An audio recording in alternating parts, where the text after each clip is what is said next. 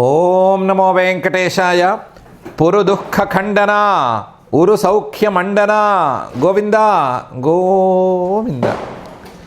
మాయామయస్య జగతః పరమోసి కర్త సృష్టస్య చాస్య రజసా చిరకాలభర్త అస్తంగతేశ్చ సమయే తమసానుహర్త స్వాభావికస్వమహిమస్థితి సౌఖ్యధర్త అని అజాతివందన సజాతినందన రుజాతిసూదన వ్రజాతి సుందరుడైన శ్రీనివాస పరమాత్మని భక్తిగా మనసులో భావించుకుంటూ శ్రీశుకుల వారు ఉపదేశం చేసిన శ్రీమద్భాగవత మహాగ్రంథం యొక్క అధ్యయన కార్యక్రమాన్ని మనం ప్రారంభించుకుందాము. యథాప్రకారం ప్రార్థనా శ్లోకాలను చదువుకుని ఈ కార్యక్రమానికి మంగళాచరణం చేసుకుందాము. శ్రీ గణేశ ప్రార్థన. పార్వతీ ప్రియ హేరంబ విశ్వవంద్యాఖిలస్తుత పర్వతోపమతామాప్తం విఘ్నం క్షపయ మే ప్రభో. శ్రీ గురు ప్రార్థన. గురుర్బ్రహ్మా గురుర్విష్ణు గురుర్దేవో మహేశ్వర గురుః సాక్షాత్ పరం బ్రహ్మ తస్మై శ్రీ గురవే నమః. శ్రీనివాస ప్రార్థన. భార్గవీ ప్రాణనాథాయ గార్గ సంవీతనామినే మార్గశీర్ష ప్రియాయాస్తు శ్రీనివాసాయ తే నమః. అథ సంకల్పః. అస్మాకం ఉపాత్త సమస్త దురిత క్షయ ద్వారా బుద్ధిశుద్ధ్యర్థం విద్యాభివృద్ధ్యర్థం భక్తిజ్ఞానవైరాగ్యాది తదనుకూల సర్వసంపత్సమృద్ధ్యర్థం శ్రీపరమేశ్వర ప్రీత్యర్థం శ్రీమద్భాగవత పాఠం కరిష్యామహే. అస్య శ్రీమద్భాగవత స్తోత్ర మహామంత్రస్య నారద ఋషిః బృహతి ఛందః శ్రీకృష్ణః పరమాత్మా దేవతా బ్రహ్మబీజం భక్తిశక్తిః జ్ఞానవైరాగ్యే కీలకం. అస్మాకం శ్రీమద్భగవత్ప్రసాదసిద్ధ్యర్థే పాఠే వినియోగః ధ్యానం నారాయణామృతగుణైరణుసీమదిగ్ధం వ్యాసప్రసూతశుకగోపవరైశ్చ దుగ్ధం సర్వాశనాశమనకామజనైస్తు జగ్ధం క్షీరం శుభం పిబత భాగవతం విదగ్ధం. శ్రీ గురుభ్యో నమః. బ్రహ్మగారు తన స్తుతిలో భాగంగా ఈ ప్రపంచం మొత్తం మాయామయం అని తేల్చారు. అలా తేల్చటానికి నీవు చేసిన ఉపదేశమే కారణం అని కూడా గట్టిగా చెప్పారు. ఆ ఉపదేశం నువ్వు క్రియారూపంగా చేసి చూపించావు అనే మాట కూడా చెప్పారు. దానికి రెండు దృష్టాంతాలు తీశారు. ఒకటి, నువ్వు తల్లికి చూపించినటువంటి నోట్లో చూపించిన విశ్వం, అదొక దృష్టాంతం. రెండవది, ఇప్పుడు ఈ క్షణాన నాకు చూపించినటువంటి బహురూపత్వం, ఇదొక దృష్టాంతం. ఈ రెండు దృష్టాంతాల వల్ల ఈ ప్రపంచం నువ్వు చూపించే లేదా మనం చూసే మనకు కనిపించే ప్రపంచం మొత్తం మాయామయమే అని తేల్చారు. అది మాయామయం కాబట్టే ఆ మాయామయ ప్రపంచంతో సంబంధం లేనటువంటి నిన్నే పట్టుకోవాలి అనే అంశాన్ని కూడా చక్కగా సూచనాత్మకంగా చెప్పారు. బ్రహ్మాద్వయం శిష్యతే. అది మాయామయ ప్రపంచమైతే ఆ మాయామయ ప్రపంచాన్ని నిషేధం చేస్తే మిగిలే తత్వమే నీవు అనే విషయాన్ని చక్కగా చెప్పారు. ఇలా చెప్తే ఆ స్తుతి ఆయన ఇష్టం వచ్చినట్టు బ్రహ్మగారు చేసుకోవచ్చు, అది పర్వాలేదు. కానీ విషయాలని ఒక ఆర్డర్లో పెట్టి కదా చెప్తున్నారు. ఆర్డర్లో పెట్టి చెప్పినప్పుడు ఈ ప్రపంచం గనక మాయామయమైతే ఈ మాయామయమైన ప్రపంచానికి కర్త ఎవరు అనే ప్రశ్న తప్పనిసరిగా వస్తుంది. ఈ ప్రపంచానికి మాయామయమైన ప్రపంచానికి కర్త ఎవరు, దీన్ని పాలిస్తున్నది ఎవరు, ఇది చాలు అని అనుకునేది ఎవరు, దాని లోపలికి మింగేసేది ఎవరు, వీటన్నిటికీ సమాధానాలు ఏంటి, ఎలా అవుతుంది ఏంటి, దీని ప్రాసెస్ ఏంటి అనే సంగతి తేలాలి అనే ప్రశ్న వస్తుంది. దానికి సమాధానంగా పై శ్లోకాలను బ్రహ్మగారు చెప్తున్నారు. అందులో మొదటి శ్లోకం, అజానతాం త్వత్పదవీమనాత్మన్యాత్మాత్మనా భాసి వితత్యమాయాం సృష్టా వివాహం జగతో విధానే ఇవ త్వమేషోంత ఇవ త్రినేత్రః అని. స్వామి, ఈ మాయామయమైన ప్రపంచానికి కర్తవు నువ్వే, ఈ ప్రపంచానికి పాలకుడివి నువ్వే, ఉపసంహర్తవు నువ్వే, అందులో ఏమీ సందేహం లేదు. ఈ మాయామయమైన ప్రపంచం ఎవరికి కనిపిస్తుంది అంటే నీ స్వరూపం కనిపించని వారికి కనిపిస్తుంది. నీ స్వరూపం మనసుకు ఎక్కని వారికి, నీ స్వరూపం మీద దృష్టి లేని వాళ్ళకి మాయామయమైన ప్రపంచం కనిపిస్తుంది. అజానతాం త్వత్పదవీం. నీ స్వరూపం లేని వారికి ఈ మాయామయ ప్రపంచం కనిపిస్తుంది అంటే వాళ్ళకి కనిపించేలాగా ఈ మాయామయ ప్రపంచాన్ని నువ్వే తయారు చేస్తావు. అనాత్మని అంటే మాయలో ఉండి, మాయకు అధిష్టానమై ఉండి, మాయకు ప్రేరకుడివై ఉండి, అనాత్మని ఆత్మ భిన్నమైనటువంటి నీ స్వరూపం కంటే భిన్నమైనటువంటి మాయలో ఉండి నువ్వు మాయతో పనిచేయిస్తావు. అనాత్మని ఆత్మన వితత్య, ఆత్మస్వరూపమైనటువంటి నువ్వు మరొక సహాయాన్ని అపేక్షించకుండా ఆత్మన నీ ఒక్కడివే ఉంటూ మరొక సహాయాన్ని కోరుకోకుండా ఈ మాయాం వితత్య, ఈ మాయను బాగా విస్తారంగా చేసి ఒక ప్రపంచ రూపానికి తీసుకొచ్చి జీవుల తాలూకు భోగాలకు తగ్గట్లుగా ఈ మాయలో మార్పులన్నిటినీ సక్రమంగా చేసి భాసి నీవు వెలుగుతూ ఆ మాయామయమైన ప్రపంచాన్ని తెలిసేటట్లు చేస్తావు. నీ స్వరూపం తెలియని వారికి ఈ మాయామయమైన ప్రపంచం తెలుస్తుంది. నీ స్వరూపం తెలియని వారికి కూడా ఈ మాయామయమైన ప్రపంచం తెలియటానికి నీ స్వరూప జ్ఞానమే అవసరం, చైతన్యమే అవసరం. వారికి ఆ మాయామయమైన ప్రపంచానికి కర్తవి కూడా నువ్వే మాయను విస్తారంగా మార్చి నువ్వే ఆ మాయలో ఉండి నీవే మరొక సహాయం లేకుండా మాయతో ఈ ప్రపంచాన్ని తయారు చేస్తున్నావు అని బ్రహ్మగారు తేల్చి చెప్పేశారు. అజానతాం త్వత్పదవీం అనాత్మన్యాత్మాత్మనా భాసి వితత్య మాయా అని. సరే ఇదే మాట నిజమైతే ఈ సృష్టి మొత్తానికి కర్త బ్రహ్మగారు, ఈ సృష్టిలో పాలన పని చూసుకునేది నారాయణుడు, ఈ సృష్టికి ఉపసంహర్త పరమేశ్వరుడు అనే విభాగం ఉంది కదా, ఈ విభాగానికి అర్థమేంటి? ఈ విభాగం ఎవరు చేశారు? ఈ విభాగాన్ని ఎంతవరకు నమ్మచ్చు అంటే బ్రహ్మగారు చెప్తున్నారు, సృష్టా వివాహం జగతః. ఏం లేదు, సృష్టి చేసేటప్పుడు నా రూపంలో నువ్వు ఉంటావు. సృష్టవు అహమివ, నాలాగా అనిపిస్తావు. నాలో ఉన్నది నీ యొక్క పరమాత్మ రూపమే. జగతో విధానే త్వమివ. ఇప్పుడు ఈ సృష్టిని పాలించడానికి నారాయణుడు అంటున్నారు కదా, ఆ నారాయణుడి యొక్క రూపాంతరానివే కదా నువ్వు. త్వమేవ నారాయణ అని కదా చెప్పాను. కాబట్టి ఆ నారాయణుడి యొక్క రూపాంతరమే నువ్వు అనుకుంటే త్వమివ, నీలాగా ఈ సృష్టిని పాలించేటప్పుడు నీవు ఈ రూపాన్ని ధరించినట్లుగా కనిపిస్తావు. మళ్ళీ అంత ఇవ త్రినేత్ర, అంతే ఈ సృష్టి తాలూకు అంతు వచ్చేసినప్పుడు త్రినేత్ర ఇవ, మూడు కళ్ళతో మూడు నేత్రాలతో వచ్చి మూడో నేత్రాన్ని తెరిచి భస్మం చేసేటువంటి పరమేశ్వరుడిలాగా నువ్వే కనిపిస్తావు. నేను వేరు, నారాయణుడు వేరు, పరమేశ్వరుడు వేరు అనే మాట లేనే లేదు. ఆ భేదం లేనే లేదు. ఎప్పుడు ఏ పని చేయాలో అప్పుడు దానికి తగ్గట్టుగా ఉండే రూపాన్ని ధరించడం కోసం నువ్వు చేసి పెట్టుకున్న ఏర్పాట్లు మాత్రమే ఇవి ఏర్పాట్లే, అంతే తప్ప భేదాలు కావు. సృష్టా వివాహం జగతో విధానే ఇవత్వమేష అంతే ఇవ త్రినేత్ర. అందువల్ల విభాగము ఉంది, ఆ విభాగంలో అనుస్యూతమైనటువంటి పరమాత్మతత్వం కూడా ఉంది. బ్రహ్మ విష్ణు మహేశ్వరులు విభాగం ఉంది. బ్రహ్మ విష్ణు మహేశ్వరులు చేయవలసిన పనులకు విభాగం ఉంది. కానీ ఈ బ్రహ్మ విష్ణు మహేశ్వరుల్లో అనుస్యూతంగా ఉండేటువంటి పరమాత్మతత్వం ఒకటే అనేటువంటి వాస్తవం కూడా ఇందులో ఉంది అని బ్రహ్మగారు చెప్పారు.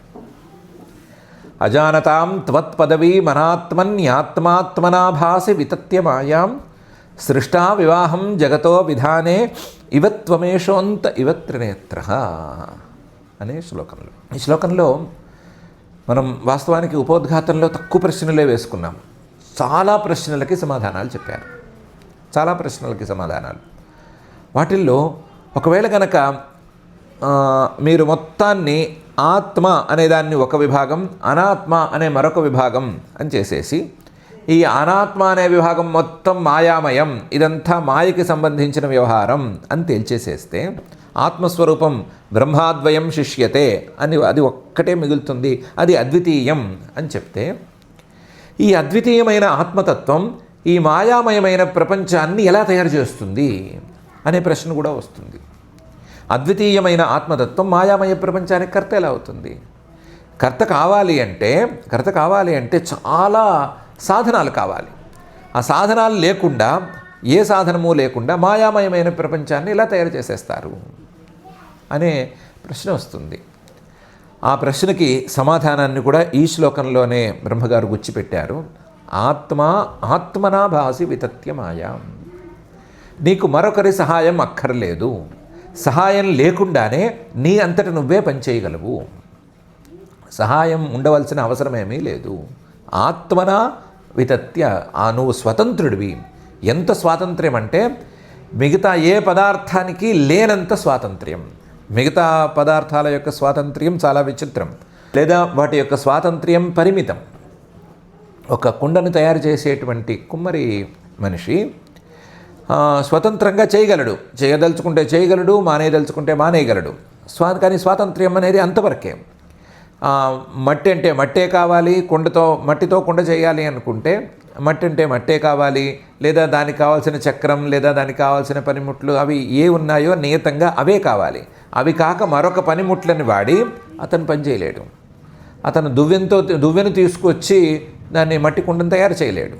దువ్వెంతో తలకాయే దువ్వుకోగలరు ఏ కర్త అయినా సరే, కుండను తయారు చేయలేరు. రెండిటికి చాలా చాలా తేడా ఉంది. కాబట్టి లౌకికమైనటువంటి కర్తలకి పనిముట్ల యొక్క అవసరం చాలా ఎక్కువగా ఉంది. వాళ్ళ యొక్క స్వాతంత్ర్యం అనేది పరిమితం. కానీ నువ్వున్నావే కర్తవి, ఆత్మ, నీకు మాత్రం అలాంటి పరిమితులు లేవు. ఏ పరిమితి లేదు.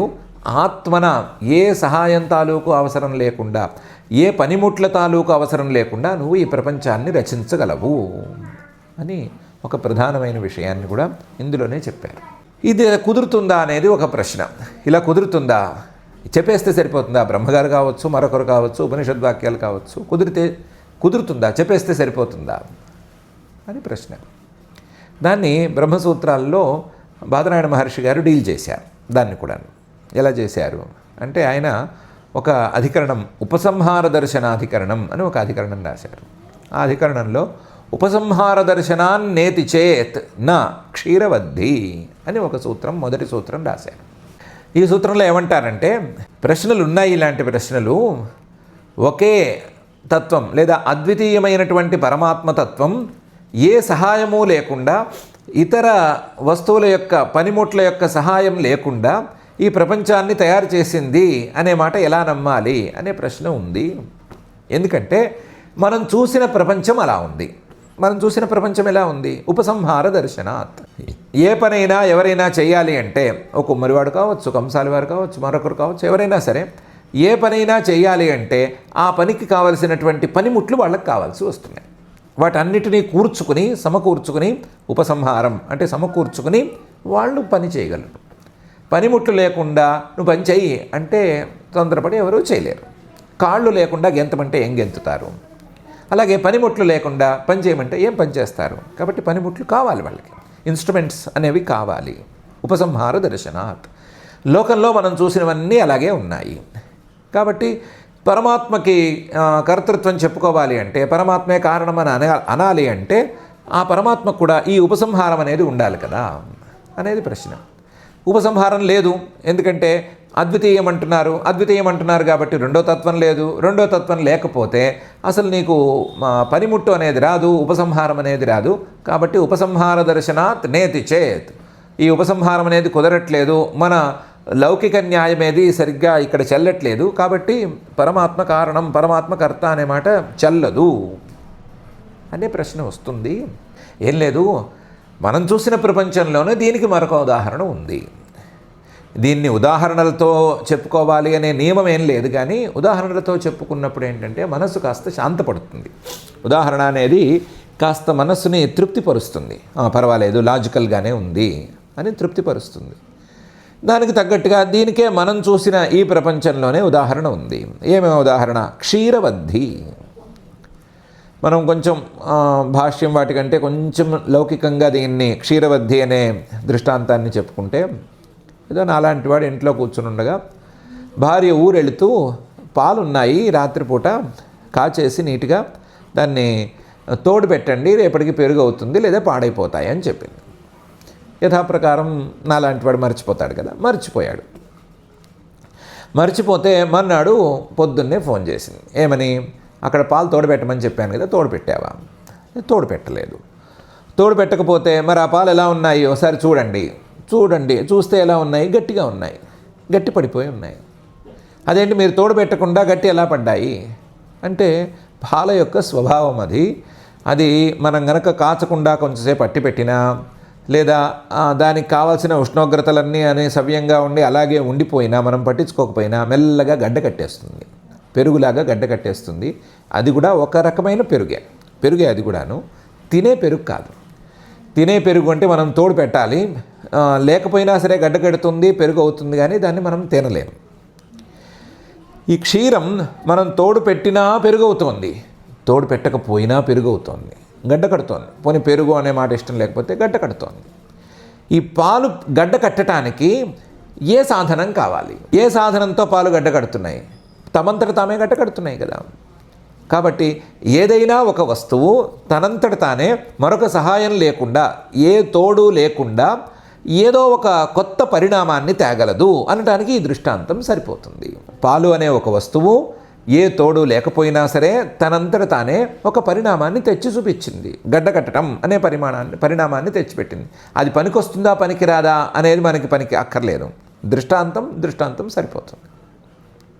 అలాగే పరమాత్మ కూడా మరొక సహాయం లేకుండా ఒక పరిణామాన్ని తెచ్చిపెట్టడానికి వీలుగా ఉంది. పరమాత్మ స్వరూపం దానికి సరిపోతుంది. ఇందులో దృష్టాంతంతో మీరు అడిగారు కాబట్టి దృష్టాంతంతో సమాధానం చెప్పుకోవచ్చు. ఉపసంహార దర్శనాత్ అని మీరు దృష్టాంతంతో అడిగారు, సమాధానం కూడా దృష్టాంతంతో చెప్పాము, సరిపోయింది అని చెప్పారు. లాజికల్గా మీకు ప్రూవ్ అవ్వాలి అనుకుంటే లాజిక్ ఇంతే కదా, ఒక దృష్టాంతాన్ని చూపించి చెప్పటం కదా. కాబట్టి ఆ దృష్టాంతంతో సరిపోయింది అని ఆయన చెప్పారు. దాని బ్రహ్మగారు అంత వివరంగా చెప్పడం లేదు, కానీ ఆత్మన అనే పదంతో సూచన చేసి మాత్రం చెప్తున్నారు. ఆత్మన మరొక సహాయం అయితే లేదు, ఉపసంహార దర్శనం అని అయితే లేదు. క్షీరవద్ధి అది స్వతంత్రంగా ఏ సహాయము లేకుండానే పరిణామాన్ని తెచ్చిపెడుతోంది. పరిణమించటం లేదు, అది పరిణామానికి గురవ్వటం లేదు, మాయ తాలూకు పరిణామాన్ని తెచ్చిపెడుతోంది. కాబట్టి ఆత్మస్వరూపమే పరిణమిస్తోందా పాలలాగా అని అడగక్కర్లేదు. అంత లోతుల్లోకి, దృష్టాంతపు లోతుల్లోకి వెళ్ళకూడదు. ఆత్మస్వరూపం మరొక సహాయం లేకుండా మాయలో పరిణామాన్ని తెచ్చిపెడుతోంది అనేంతవరకు చూస్తే సరిపోతుంది అని బ్రహ్మగారు ఈ శ్లోకంలో చెప్తున్నారు. అజానతాం త్వత్పదవీమనాత్మన్యాత్మాత్మనాభాసి వితత్య మాయాం సృష్టా వివాహం జగతో విధానే ఇవత్వమేషోంత ఇవత్రినేత్ర అని. ఇంకా కూడా ఆత్మా వితత్య, ఆత్మా మాయాం వితత్య అనే పదాల అమరికలు చూసుకుంటే లోతుల్లోకి వెళితే చాలా అంశాలు ఉన్నాయి. మనం కేవలం ఒక్క అడుగు వేద్దామని కదా పొట్టు పెట్టుకుని వచ్చాము, కాబట్టి ఒక్క అడుగుతోనే ఆగిపోతున్నాము. ఆగి పైకి వెళితే సురేష్ వృషిష్వీష తథైవ నృష్వపి తిర్యక్షు యాదస్వపితే జనస్య జన్మాసతాం దుర్మద నిగ్రహాయ ప్రభో విధాత సదనుగ్రహాయ చ అని ఒక కొత్త భావాన్ని పైకి తెర మీదకి తీసుకొస్తున్నారు. పరమాత్మ అసహాయంగా గనక అన్ని పనులు చేయగలిగితే, పరమాత్మే గనక ఏ సహాయాపేక్ష లేకుండా మాయాంతరిదాన్నే చెప్పు చేతుల్లో పెట్టుకుని ఈ ప్రపంచమంత పెద్ద కార్యాన్నే సృష్టి చేయగలిగితే ఇంకా అవతారాలు ఎందుకు స్వీకరించాడు? అవతార గ్రహణం ఎందుకు? ఈ అవతారాలతో సంబంధం లేకుండా ఆయనే చేసేసుకుంటూ పోవచ్చు కదా, చాప కింద నీరులాగా అలాగే పనులు చేసుకుంటూ పోవచ్చు కదా అనే ప్రశ్న వస్తుంది. అలా ఏం లేదు. ఎందుకంటే సురేషు దేవతల్లోనూ, ఋషుల్లోనూ, నృషు మానవుల్లోనూ, తిరియక్షు అంటే జంతువుల్లోనూ, యాదస్వపి నీటిలో తిరిగేటువంటి జంతువుల్లోనూ నీ యొక్క అవతారాలు ఉన్నాయి ఉన్నమాట వాస్తవం.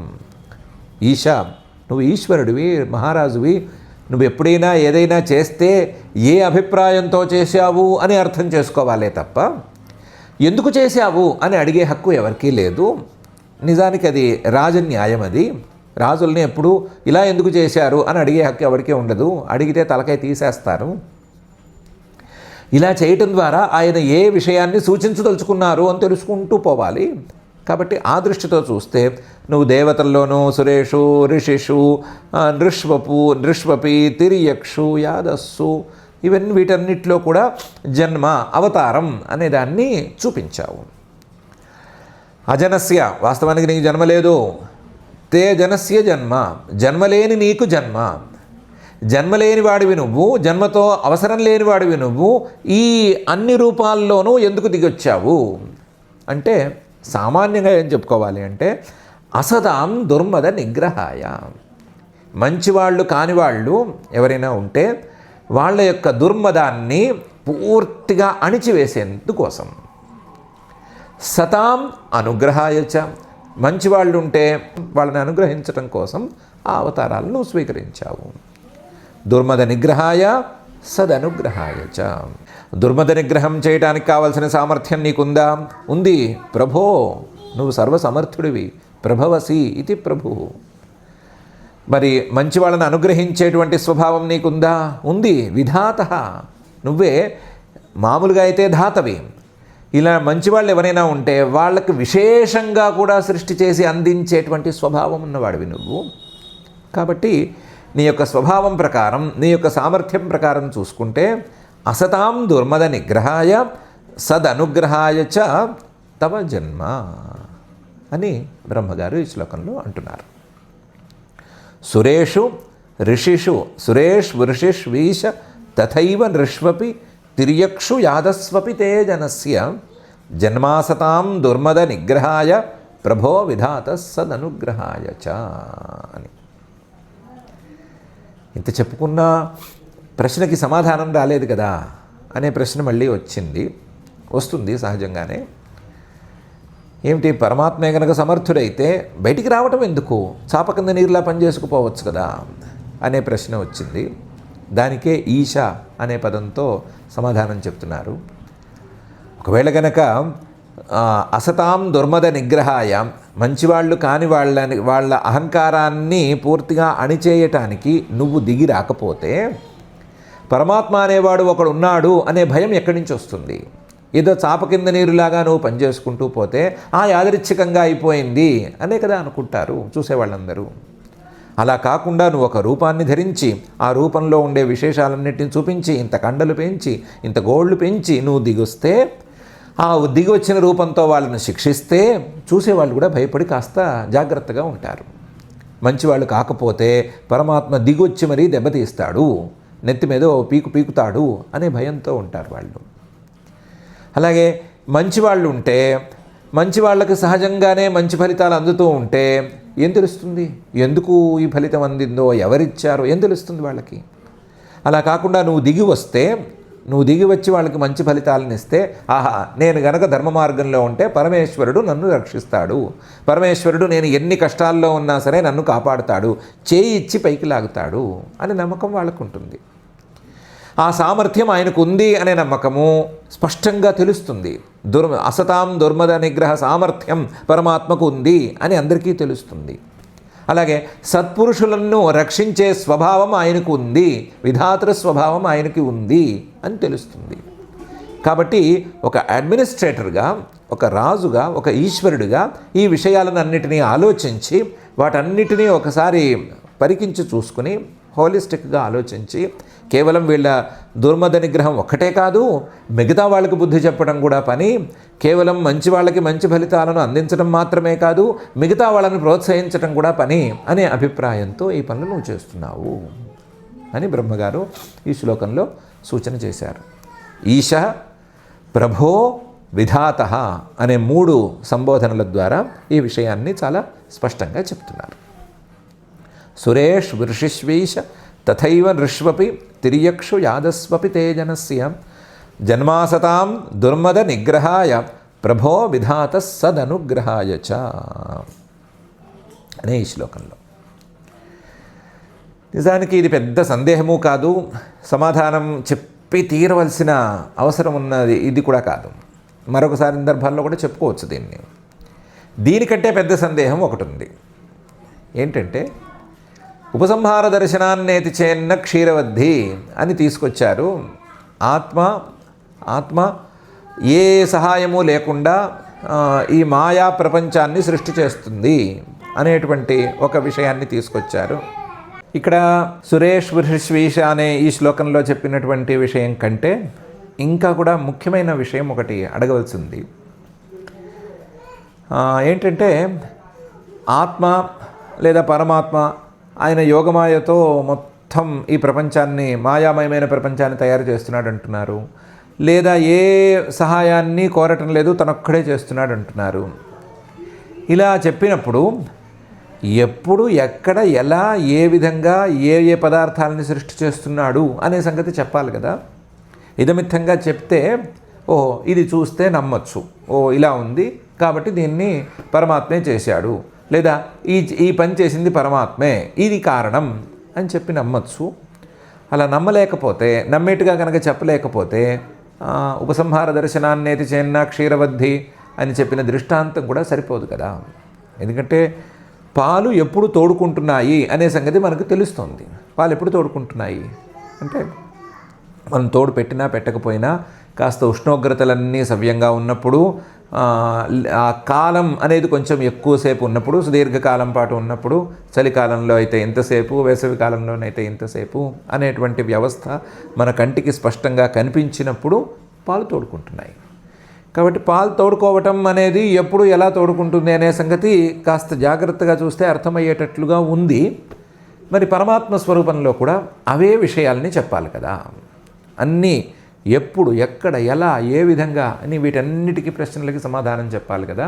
అది చెప్తే నమ్మొచ్చు, చెప్పకపోతే నమ్మటం ఎలా అనే ప్రశ్న వస్తుంది. దానికి సమాధానం చెప్పడానికి వీల్లేదు అనే విషయాన్ని పై శ్లోకంలో 21వ శ్లోకంలో బ్రహ్మగారు చెప్తున్నారు.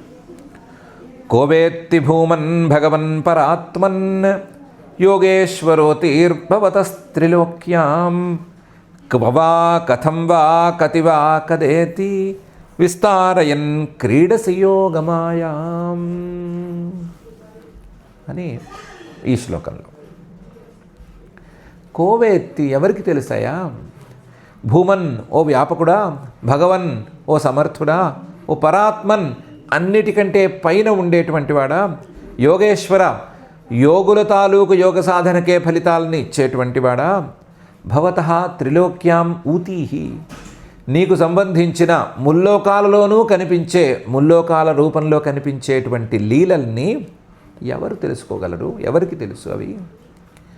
క్వవా ఎక్కడ ఉంటాయి, ఎక్కడ ఏ రకంగా నీ లీలలు ఉంటాయి, కథంవా ఏ విధానాల్లో ఉంటాయి, కతివా ఎన్నున్నాయి, కదావా ఎప్పుడు నీ లీలలు బయటకు వస్తాయి అనే సంగతి ఎవరు చెప్పగలరు? ఎవరికి తెలుసు? ఒకే మాట, విస్తారయన్ క్రీడసి యోగమాయ. నీ యోగమాయని విస్తరింపజేస్తూ, ఏదో సత్వరజస్తమో గుణాల రూపంలో సామ్యావస్థలో ఉండేటువంటి యోగమాయని పెంచి పెద్దది చేసి ఒక ప్రపంచంలాగా మార్చి నువ్వు అందులో ఆటలాడుతున్నావు అని ఇంతవరకే చెప్పగలము, అంతకు మించి చెప్పలేము. కోవేత్తి భూమన్ భగవన్ పరాత్మన్ యోగేశ్వరోతి భవతస్త్రిలోక్యాం క్వవా కథం వా కతివా కదేతి విస్తారయన్ క్రీడసి యోగమాయాం అని బ్రహ్మగారు చెప్పారు. భూమన్ వ్యాపకుడివి నువ్వు కాబట్టి, క్వా ఎక్కడ పని జరుగుతుంది అని ఎవరూ చెప్పలేరు. వ్యాపకుడివి కాబట్టి ఎక్కడ జరిగినా నీ వల్లే జరిగినట్లే. కాబట్టి క్వా అనే ప్రశ్నకి సమాధానం వెతకక్కర్లా, నువ్వు వ్యాపకుడివి కాబట్టి ఎక్కడైనా జరుగుతుంది. కథం అనే ప్రశ్నకి సమాధానం చెప్పనక్కర్లా, ఎందుకంటే భగవన్ నువ్వు సమర్థుడివి కాబట్టి, సమర్థుడు ఎన్ని రకాలుగా కావాలంటే అన్ని రకాలుగా చేయగలడు కాబట్టి, ఎన్ని విధానాలనైనా అనుసరించగలడు కాబట్టి కథం అనే ప్రశ్నకి సమాధానం చెప్పనక్కర్లేదు, రాదు. కతి అనేటువంటి ప్రశ్నకు కూడా సమాధానం ఏమీ లేదు. పరాత్మన్ ఈ మాయామయమైన ప్రపంచానికి బయట ఉన్నవాడివి కాబట్టి ఈ మాయతో ఎన్నెన్ని విశేషాలు చేయవచ్చు అనే సంగతి నీకు ఒక్కడికే తెలుసు. మాయామయమైన ప్రపంచంలో పడి కొట్టుమిట్లాడేవాడికి ఏం తెలుస్తుంది? దానికంటే బయట ఉన్నవాడికి కూడా తెలుస్తుంది. బయట ఉన్నవాడికి మాత్రమే ఈ మాయతో ఎన్నెన్ని విశేషాలు చేయొచ్చు అని తెలుస్తుంది. కాబట్టి పరాత్మన్ నువ్వుకంటే పైన ఉన్నవాడివి కాబట్టి, ఇంకో కోణంలో చూసుకుంటే ఆ పరమైనటువంటి మాయకు కూడా అసలు సిసలు స్వరూపమైన వాడివి కాబట్టి ఎన్నైనా ఉండొచ్చు. మాయా ప్రభావం అనంతం కాబట్టి అనంతాలుగా ఉండొచ్చు. కదా అనే ప్రశ్నకి సమాధానం ఎవరు చెప్పనక్కర్లేదు, ఎవరికి తెలియదు. ఎందుకంటే యోగేశ్వరోసి, యోగానికి ఫలితాలను ఇచ్చేవాడివి నువ్వు. ఫలితాలను ఎప్పుడు ఇస్తావు అంటే ఆ యోగం పరిపక్వ దశకు వచ్చినప్పుడు. ఎప్పుడు వచ్చింది పరిపక్వ దశ? అది నీకే తెలుసు, మరొకరికి ఏం తెలుస్తుంది? యోగాలకి ఎలాగైతే ఫలితాలను ఇస్తావో, యోగ సాధనలకి ఎలాగైతే ఫలితాలను సకాలంలో ఇస్తావో, అలాగే ఈ ప్రపంచంలో కావలసిన పదార్థాలని కూడా సకాలంలో సృష్టి చేస్తావు. అంతే తప్ప ఫలానా కాలంలో ఎప్పుడు అంటే ఫలానా టైం అని రాసి ఎవరు రిజిస్టర్ చేయలేరు. కాబట్టి భూమన్ భగవన్ పరాత్మన్ యోగేశ్వర క్వవా కథం వా కతివా కదా వా అనే ప్రశ్నలకి నీ స్వభావము లేని నీ స్వరూపమే సమాధానం అవ్వాలి, కానీ మరొక సమాధానం కావడానికి వీల్లేదు. దీన్నే ఇంకో కోణంలో చూసుకుంటే విస్తారయన్ క్రీడసి యోగమాయాం అని ఒకటే సమాధానం చెప్పుకోవాలి. యోగమాయాం విస్తారయసి, యోగమాయతో నువ్వు ప్రపంచాన్ని తయారు చేస్తావు. ఎప్పుడు కావాలో అప్పుడు, ఎన్ని విధానాలతో అన్ని విధానాలతోనూ, ఎక్కడ నీ వ్యాపకమైన స్వరూపంలో. తర్వాత ఎన్ని ఉన్నాయి అంటే అనంతాలుగా ఉన్నాయి అని చెప్పుకుని ఊరుకోవాలి అని కూడా బ్రహ్మగారు ఈ శ్లోకంలో చెప్తున్నారు. ఈ శ్లోకంలో పనిలో పని మరొక ప్రశ్న కూడా సమాధానం చెప్పేస్తున్నారు. మీరు ఉపసంహార దర్శనాన్నేతి చేన్న క్షీరవద్ధి అన్నారు కదా, పాలలాగా అన్నారు కదా. పాలకి కూడా చుట్టుపక్కల ఎన్నో వాతావరణాలు అవి ఇవి అనుకూలించేవి కావాలి అని కదా మాటల్లో చెప్పుకుంటూ వచ్చారు. అంటే పాలకి కూడా టైం తాలూకు అవసరం ఉంది, పాలకి కూడా ఉష్ణోగ్రత తాలూకు అవసరం ఉంది. అది గడ్డగట్టడానికి, పెరుగుగా మారటానికి, వీటన్నిటికీ ఉష్ణోగ్రత లాంటి అవసరాలు ఉన్నాయి. ఇంకా చాలా ఆస్పెక్ట్స్ ఉన్నాయి. అవన్నీ సవ్యంగా ఉంటే పాలు గడ్డగట్టి పెరుగుగా మారుతోంది, లేకపోతే మారటం లేదు. దాన్ని ఏదో డీప్ ఫ్రీజర్లో పారేస్తే అది పెరుగులా గడ్డగట్టడం లేదు, అది ఇంకో రకంగా గడ్డగడుతోంది. అది పెరుగు కిందకి లెక్కకి రాదు. కాబట్టి పాలు పెరుగుగా మారాలన్నా కూడా చాలా సహాయాలు కనిపిస్తున్నాయి కదా, చాలా అపేక్షలు కనిపిస్తున్నాయి కదా. మరి ఆ దృష్టాంతంతో పరమాత్మకి కారణత్వాన్ని ఎలా చెప్తారు అనే ప్రశ్న కూడా ఇందులో ఉంది. ఆ ప్రశ్నకి సమాధానాన్ని ఈ సంబోధనలతో బ్రహ్మగారు చూపించేశారు. ఏమని? భగవన్ భూమన్ పరాత్మన్ యోగేశ్వర అని కదా. అందులో భగవన్ సమర్థుడివి నువ్వు అనే సమాధానం కదా. సమర్థుడివి నువ్వు, ఓ పరమాత్మ నువ్వు సమర్థుడివి. సమర్థుడైన వాడి యొక్క సామర్థ్యాన్ని మనం అంచనా వేయలేము.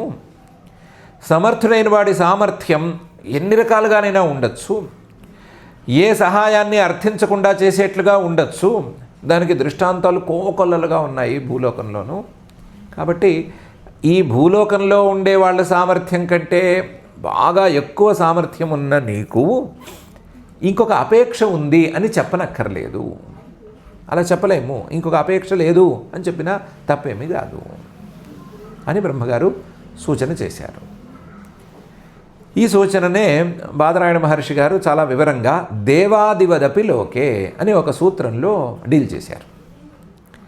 అక్కడ కూడా ఇదే ప్రశ్న, ఇది ప్రశ్నకే సమాధానంగా దేవాదివదపి లోకే, దేవతలు ఉన్నారు, వాళ్ళ యొక్క శక్తుల్ని ఎవరు అంచనా వేయలేరు, వాళ్ళ యొక్క సామర్థ్యంతో అక్కడ వస్తువులు లేకపోయినా సృష్టిస్తారు అని పురాణాల్లోనూ అక్కడ ఇక్కడ అంటున్నాము. ఋషులు ఉన్నారు, వాళ్ళు కూడా అంతేను, వాళ్ళ యొక్క సామర్థ్యాలతో ఎక్కడ పడితే అక్కడ, ఎలా పడితే అలా పదార్థాలను సృష్టి చేస్తున్నారు అని వింటున్నాము. ఇంకా కూడా చాలా సృష్టి చేసేటువంటి ప్రాణుల్లో సహాయాపేక్ష లేకుండా సృష్టి చేసే ప్రాణులు చాలా ఉన్నాయి. సాలెపురుగు ఉంది. సాలెపురుగు బయట నుంచి ఏ వస్తువును తీసుకోకుండా తన నోట్లోని లాలాజలంతోనే సాలె గూడును నిర్మిస్తోంది. ఇలాంటి దృష్టాంతాలు చాలా ఉన్నాయి. దేవాదివదపి లోకే, లోకంలో ఉన్న దృష్టాంతాలే. ఆ దృష్టాంతాల ప్రకారమే చూసుకుంటే సామర్థ్యం అనేది ఈ కార్యానికి అతి అవసరమే, కానీ పనిముట్లు అనేవి అత్యవసరమేమి కావు. పనిముట్లు ఉంటే పని తొందరగా అవుతుంది, సులువుగా అవుతుంది, లేదా అందులో ఏదైనా పర్ఫెక్షన్ ఉంటే ఉండొచ్చేమో, కానీ పని కాదు అనే మాట లేదు. నిజమైన కంసాలి అయితే పనిముట్లు అక్కర్లా, చేత్తోనే చక్కగా వంచేసి కుట్టేసేయాలి. చేత్తోనే వంచేసి ఆ తీగతో అల్లేయగలగాలి. అలా అల్లినప్పుడే అతను మంచి కంసాలి అవుతాడు, సమర్థుడవుతాడు. పనిముట్లు వాడి పర్ఫెక్ట్గా చేస్తే ఓకే, అదేం కాదని ఎందుకు లేదు, కానీ పనిముట్లు కూడా లేకుండా చేసేవాడికి విలువ ఎక్కువే కదా. అందువల్ల సమర్థుడికి సామర్థ్యం అనేది ఉండాలి, కానీ పనిముట్లు ఉంటే ఉపయోగం ఏమీ లేదు. పనిముట్ల వల్లే పని జరుగుతుంది అనేటువంటి నియమం కూడా ఏం లేదు. ఆ సామర్థ్యం కూడా అందరి సామర్థ్యం ఒక రకంగా ఉండదు, ఒక్కొక్కరిది ఒక్కొక్క సామర్థ్యం. మన నోటిలోని ఉమ్ముతో మనం దారం తీయలేము, తీగలాగా లాగలేము అన్నంత మాత్రాన సాలెపురుగు నోట్లోని లాలాజలం కూడా అలా దారంలాగా రాదు అని ఎవరు అనటానికి లేదు. ఎందుకంటే మనకి ఆ సామర్థ్యం లేకపోయినా సాలెపురుగుకి ఆ సామర్థ్యం ఉంది. కాబట్టి సామర్థ్యాన్ని దృష్టిలో ఉంచుకొని మాట్లాడాలి తప్ప మిగతా పనిముట్లని వాటిని దృష్టిలో ఉంచుకొని మాట్లాడక్కర్లేదు. నిజానికి పనిముట్లు ఉన్నందువలన ఉపయోగమే లేదు. పనిముట్లు ఎలా వాడాలో తెలియకపోతే ఎందుకు పనికిరావవి. అందువల్ల సామర్థ్యం ప్రధానం. ఆ సామర్థ్యం మెండుగా పరమాత్మకు ఉంది అనే విషయాన్ని బ్రహ్మసూత్రాల్లో చెప్పారు. శంకరాచార్యులు వారు కూడా తస్మాద్ యథా ఏకస్య సామర్థ్యం దృష్టం తథైవ అన్యస్యాపి భవేదితి నాస్త్యేకాంతః ఇతి భావః అని పూర్తి చేశారు. లోకంలో కూడా సామర్థ్యం అనేది ఒకరి సామర్థ్యాన్ని బట్టి మరొక సామర్థ్యం అనేది చూడకూడదు. ఎవరి సామర్థ్యం వారిది, ఆ సామర్థ్యం ప్రకారం పని జరుగుతుంది అంతే తప్ప నాకు ఈ సామర్థ్యం లేదు కాబట్టి పక్కవాడు కూడా సామర్థ్యం లేదు, పక్క వ్యక్తి లేదా పక్క జంతువు కూడా పని చేయలేదు అని ఎవరూ అనటానికి లేదు. అలాగే మనకి సామర్థ్యం లేదు అన్నంత మాత్రాన ఈ విచిత్రమైనటువంటి జగత్తుని సృష్టి చేసే సామర్థ్యం బ్రహ్మకి లేదు అని మనం అనటానికి వీలే లేదు. అలా కుదరదు. కాబట్టి ఈ సామర్థ్యం అనేది దృష్టిలో ఉంచుకుని ఆ సామర్థ్యం పరమాత్మకు పూర్తిగా పరిపూర్ణంగా ఉంది అని దృష్టిలో ఉంచుకొని కనుక చూస్తే ఆ సామర్థ్యంతో పరమాత్మ మాయామయమైన ప్రపంచాన్ని నిర్మిస్తాడు అని చెప్పుకోవడానికి ఏ అడ్డంకులు లేవు అని ఆయన చెప్పారు. బ్రహ్మసూత్రాల్లో బాదరాయణ మహర్షి గారు దీన్నే కొంచెం విస్తరింపజేసి చెప్పారు. ఇక్కడంతా సూచనప్రాయంగా ఉంది. ఆయన దేవాదవిదపి లోకే అని స్పష్టంగా తేల్చి చెప్పేశారు. క్వవేత్తి భూమన్ భగవన్ పరాత్మన్ యోగేశ్వరోతిర్భవతస్త్రిలోక్యాం క్వవా కథం వా కతివా కదేతి విస్తారయన్ క్రీడసి యోగమాయా. సరే, ఒప్పేసుకున్నాము. ఇంతకీ చెప్పదలుచుకున్న విషయం ఏంటి అంటే తస్మాదిదం జగదశేషమసత్స్వరూపం స్వప్నాభమస్తధిషణం పురు దుఃఖం త్వయ్యేవ నిత్యసుఖబోధతనావనంతే మాయాత ఉద్యదపి యత్సదివావభాతి అని చెప్పదలుచుకున్నాను అని తెలుస్తున్నారు. తస్మాత్ ఇన్ని రకాలుగా అడిగిన ప్రశ్నలన్నింటికీ సమాధానం కూడా చెప్పుకుంటూ పోతున్నాను కాబట్టి ఇదం జగత్ మనకు కనిపించేటువంటి ప్రపంచం అశేషం, అందులో ఒక్క ముక్కని ఒక్క రెల్లు దుబ్బను కూడా వదిలిపెట్టక్కర్లేదు, లేదా ఒక్క చిన్న పరమాణువును కూడా వదిలిపెట్టక్కర్లేదు. మొత్తాన్ని కలుపుకుని అసత్స్వరూపం అని చెప్పేయచ్చు. ఈ ప్రపంచం మనకు కనిపించేటువంటి ప్రపంచం మొత్తం కూడా సత్యంగా నిలబడి ఉండేది కాదు, శాశ్వతం కాదు, అసత్. కనిపించే కాసేపు సత్యంగా కనిపిస్తే కనిపించవచ్చు గాక, కాకపోతే ఇది నిజమైన సత్తు కాదు, అసత్స్వరూపం. అలా ఉంటుందా? ఉంటుంది. స్వప్నాభం, స్వప్నంలో కనిపించినంతసేపు సత్యం అనే కనిపిస్తుంది. కళ్ళు తెరిచి మెలకు వచ్చిన తర్వాత ఏమీ లేదు, ఏం మిగలదు, ఆనవాళ్ళు కూడా మిగలవు. అలాగే ఈ ప్రపంచం యొక్క స్థితి కూడా అంతే, పెద్ద తేడా ఏం లేదు. ఇది కూడా కనిపించినంతసేపు సత్యంగా కనిపిస్తుంది, మాయమైపోయిన తర్వాత కనుమరుగైపోయిన తర్వాత దీని ఆనవాళ్ళు కూడా మనకు ఉండవు. అసత్స్వరూపం స్వప్నాభం. నిజానికి ఇది అస్తధిషణం, ఇది కనిపించడానికి కూడా వీల్లేదు. ఇది ఇలా కనిపించకూడదు కానీ కనిపిస్తోంది. ఎలా అంటే చంద్రుడు రెండుగా కనిపించకూడదు కానీ రెండుగా కనిపిస్తున్నాడు అంటే దానికి మూలం ఏంటి? కళ్ళలో ఏదో లోపం ఉంది, లేదా వెనకాల ఏదో దోషం ఉంది. ఆ దోషం వలన, ఆ లోపం వలన రెండుగా కనిపిస్తున్నాడు. అలాగే ఈ ప్రపంచం అనేది కనిపిస్తోంది అంటే ఏదో దోషం ఉన్నట్లే. ఆ దోషం పేరు మరొకటి పెట్టుకోలేకపోతే మాయానో అవిద్యానో పెట్టుకోవాల్సిందే. కాబట్టి ఇది అస్తధిషణం. ఇంతేకాదు, దీన్నేమి కావలించుకొని దీనికోసం వెంపర్లాడనైతే అనక్కర్లేదు. ఎందుకు? పూర్వ దుఃఖం. పూర్వ చాలా విస్తృతమైన దుఃఖాలకల్లా కూడా ఇది దుఃఖం. అందరూ దుఃఖం అంటే నాకు అది దుఃఖం, ఇది దుఃఖం, నాకు అది నచ్చదు, ఇది నచ్చదు, అది అంటే కష్టం, ఇదంటే కష్టం అనుకుంటారు. వాటి అన్నిటికంటే కూడా చాలా పెద్ద ఎత్తున ఉండేటువంటి కష్టం ఈ సంసారమే. పూర్వ దుఃఖం. ఈ సంసారం ఎక్కడుంది? నిత్య సుఖబోధతనౌ త్వయ్యేవ. నిత్యమైనటువంటి అంటే సత్యమైనటువంటి శాశ్వతమైనటువంటి ఈ అసత్స్వరూపానికి పూర్తి విభిన్నంగా ఉండేటువంటి నీలో ఉంది. సుఖ అంటే దుఃఖమయమైనటువంటి ఈ సంసారం మొత్తం దానికి విరుద్ధంగా పనిచేసేటువంటి సుఖస్వరూపమైన నీలో ఉంది. అస్తధిషణంగా ఉండేటువంటి మాయామయమైన ప్రపంచం బోధతనవు జ్ఞానస్వరూపంగా చైతన్య స్వరూపంగా ఉండేటువంటి నీలో ఉంది. త్వయ్యేవ నిత్య సుఖ బోధతనవు.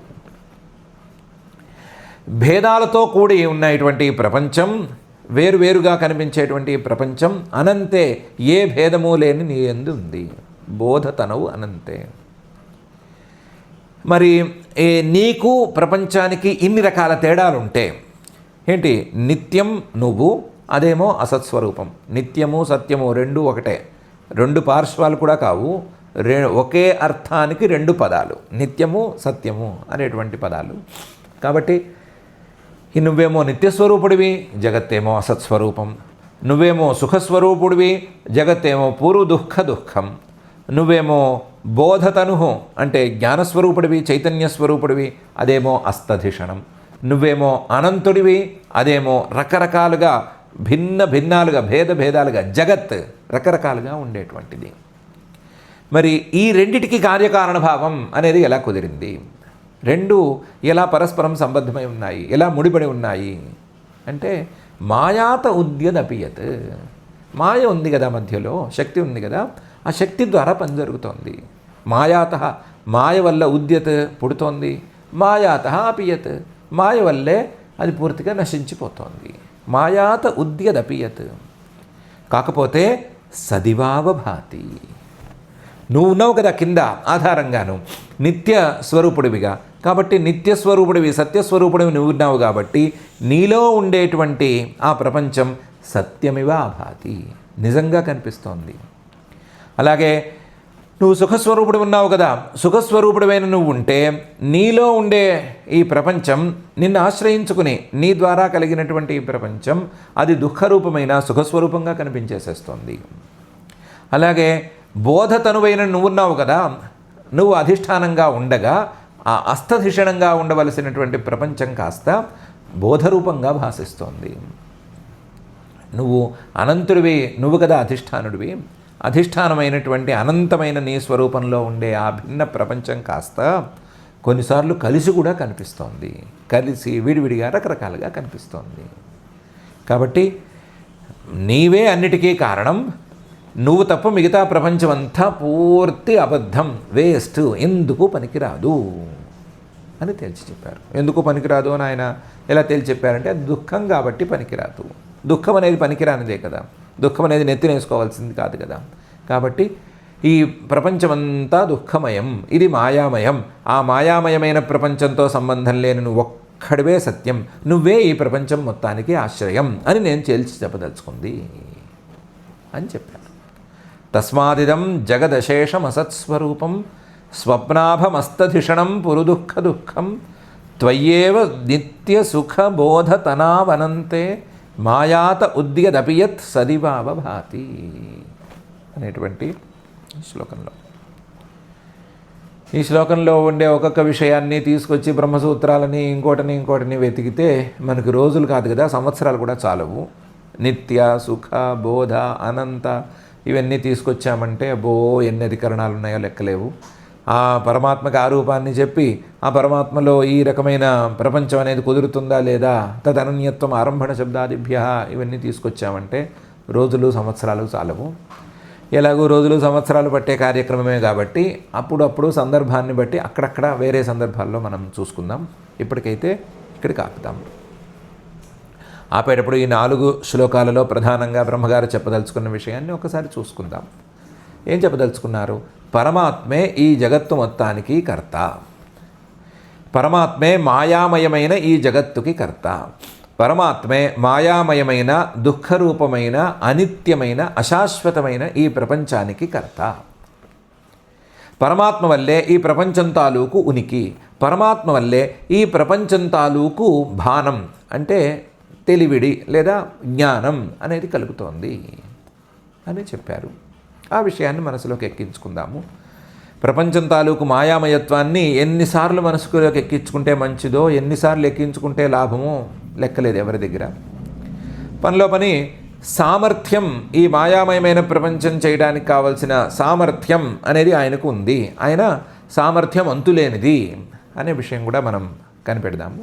కనిపెట్టి అంతులేని సమర్థత ఉండే ఆ అజాతి వందన సజాతి నందన రుజాతి సోదన వ్రజాతి సుందరుడైనటువంటి ఆ శ్రీనివాస పరమాత్ముడినే మనకి ఈ ప్రపంచంలోని మాయామయత్వాన్ని అర్థమయ్యేట్లు చేయాలి అని, ఈ ప్రపంచం పురుదుఃఖ దుఃఖం అనే విషయం మన మనసుల్లోకి నాటుకుపోవాలి అని, ఈ పురుదుఃఖ దుఃఖమైన ప్రపంచం కాకుండా నిత్య సుఖస్వరూపమైనటువంటి ఆ పరమాత్మతత్వమే మనకు అందాలని మనం ఎప్పుడూ ఉవ్విళ్ళూరుతూ ఉండాలి అని, అలాంటి సంకల్పాలు అలాంటి భావాలు మనకు కలగాలి అని మనం భక్తిగా ప్రార్థించుకుందాము.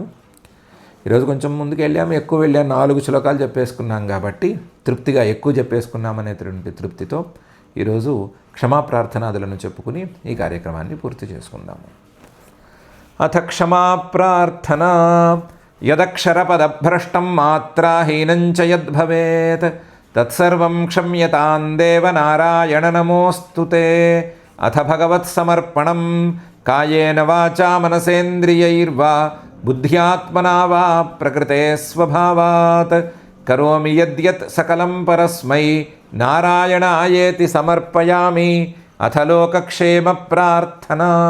సర్వే భవంతు సుఖినః, సర్వే సంతు నిరామయాః, సర్వే భద్రాణి పశ్యంతు, మా కశ్చిద్ దుఃఖభాగ్ భవేత్. అథ మంగళం శ్రియః కాంతాయ కళ్యాణ నిధయే నిధయేర్థినాం. శ్రీవేంకటనివాసాయ శ్రీనివాసాయ మంగళం.